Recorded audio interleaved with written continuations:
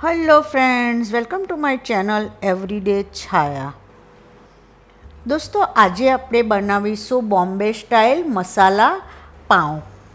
દોસ્તો, ઘણીવાર આપણે પાઉંભાજી કે પછી એ વડાપાઉં એવું બનાવતા હોય ત્યારે આપણે ત્યાં 2-3 પાઉં ઘણીવાર બચી જતા હોય તો આ ટેસ્ટી એવા બોમ્બે સ્ટાઇલ મસાલા પાઉં એક બેસ્ટ ઓપ્શન છે. તમે તેને નાસ્તામાં અને કે પછી સાંજે ડિનરમાં પણ એન્જોય કરી શકો અને ખૂબ જ ઓછા સમયમાં એ બની જતો હોય છે. તો ચાલો શરૂ કરીએ. તો આ માટે મેં અહીં એક નોનસ્ટિક એવું ફ્રાય પેન લઈ લીધું છે અને એમાં મેં થોડું એવું તેલ અને થોડું એવું એમાં બટર ઉમેરી લીધું છે. આપણે બટર મેલ્ટ થાય એટલે એક એવી ઝીણી ઝીણી સુધારેલી આપણે એમાં ડુંગળી ઉમેરી દઈશું અને એને આપણે હાઈ ફ્લેમ પર થોડીવાર માટે સાતળતા રહીશું. લગભગ 1-1.5 મિનિટમાં આપણી ડુંગળી સારી રીતે સતળાઈ જશે અને થોડી એવી ગુલાબી થવા આવી ગઈ છે. તો હવે આપણે એમાં ઝીણું ઝીણું કટ કરેલું કેપ્સિકમ ઉમેરી દઈશું અને એને પણ આપણે સારી રીતે એમાં સાતળી લઈશું. આપણી ડુંગળી અને કેપ્સિકમ બરાબર સતળાઈ જાય એટલે આપણે એમાં ઝીણું કટ કરેલું ટમાટર ઉમેરી દઈશું અને એને પણ આપણે હાઈ ફ્લેમ પર જ સારી રીતે મિક્સ કરતા જઈ અને સાતળી દઈશું. આપણે ટમાટર જલ્દી સોફ્ટ થઈ જાય એટલે એમાં આપણે ટેસ્ટ મુજબનું મીઠું ઉમેરી લઈશું અને ફરીથી આપણે એને હાઈ ફ્લેમ પર જ સારી રીતે મિક્સ કરતા જઈએ અને સાતળતા રહીશું. આપણે એને એકદમ સોફ્ટ થઈ જાય બધી વસ્તુ ત્યાં સુધી એને આપણે સાતળશું.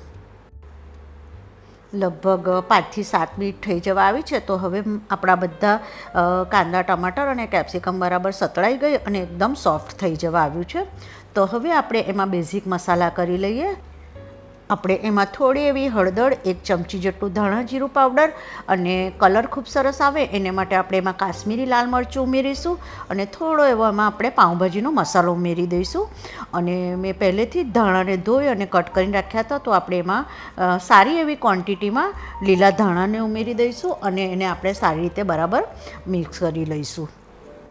આપણે હવે આ મસાલા બળી ન જાય તે માટે થોડું એમાં પાણી ઉમેરી દઈશું જરૂર પૂરતું અને ફરીથી આપણે એને હાઈ ફ્લેમ પર જ બરાબર મિક્સ કરતા રહીશું જેથી કરીને આપણું જે કાંદા ટામેટાં કેપ્સિકમ બધું છે તે એકદમ એકબીજા જોડે સ્ટીક થઈ જાય. તો આ રીતે આપણે પાઉં પર લગાવવાનો મસાલો રેડી છે. હવે આપણે એક નોનસ્ટિક તવી લઈ લઈશું અને તવી ગરમ થાય એટલે એના પર 1 ચમચી જેટલું તેલ અને થોડું એવું બટર આપણે એમાં ઉમેરી દઈશું.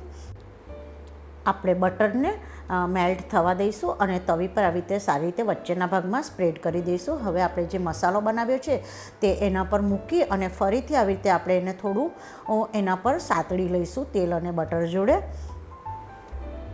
હવે જે આપણી પાસે પાઉં છે તેને આપણે 2 ટુકડામાં કટ કરી લઈશું અને એને આવી રીતે ઉપર મૂકી દઈશું અને એને આપણે તબેથા વડે પ્રેસ કરતા જઈશું જેથી કરીને બધો મસાલો આપણા પાઉં જોડે સ્ટીક થઈ જાય.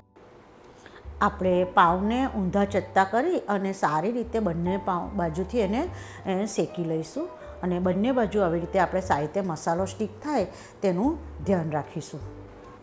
તો આપણા પાઉં શેકાઈ ગયા છે. તો આવી રીતે મેં એને એકની ઉપર એક ફરીથી મૂકી દીધા છે અને આવી રીતે મારી પાસે 2 પાઉં છે તો હું એને બીજા પાઉંને પણ સારી રીતે શેકી લઈશ અને આ પાઉંને આપણે કોઈ ડીશમાં ટ્રાન્સફર કરી લઈશું.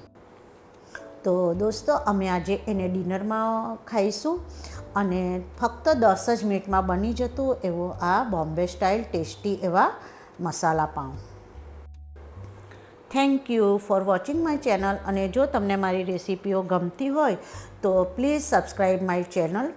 લાઇક, શેર અને સબસ્ક્રાઈબ એકદમ ફ્રી છે.